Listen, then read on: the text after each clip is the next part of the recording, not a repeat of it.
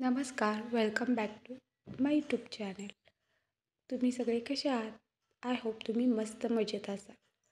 तर आजच्या दिवसाची सुरुवात मी या पद्धतीने केलेली आहे, तुम्हाला दिसतच असेल. आणि मी आज मस्त अशा 2 रेसिपी बनवलेल्या आहेत, ते तुम्हाला दाखवते. तर सगळ्यात आधी मी इथं बटाटा या पद्धतीने चिरून घेतलेला आहे आणि तो फ्राय करण्यासाठी ठेवलेला आहे.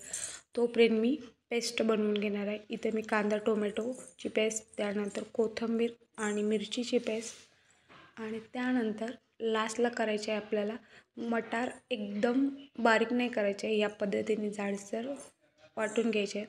आणि बघू शकता इथं बटाटा आपला फ्राय झालेला आहे. आता तो काढून घेणार आहे मी.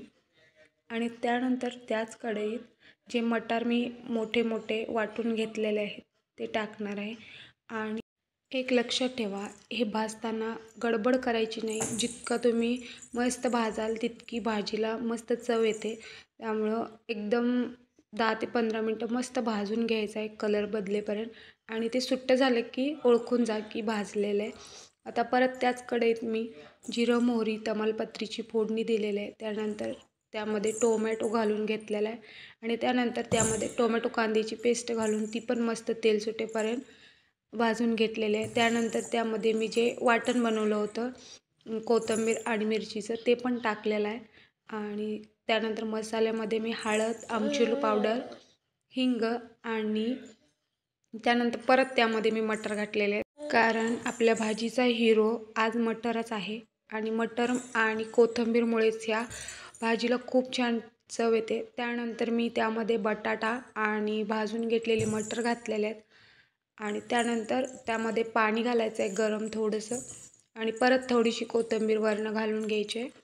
त्यानंतर मस्त असं 10 मिनटं वाफवून बघू शकता. खाण्यासाठी आपली ही भाजी मस्त अशी तयार आहे.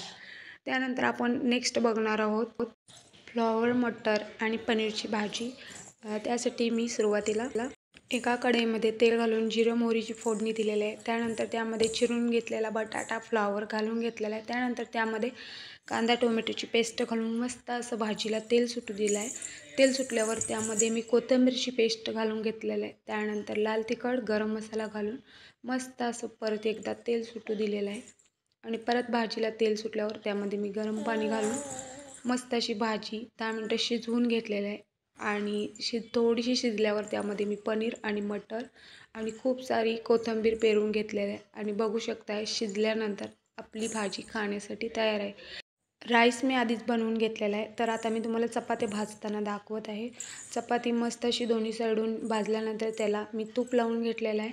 आणि तूप लावून चपाती मी खरपूस भाजून घेतलेल्या आहेत. आणि चपातीची एक तुम्हाला टिप सांगते मी.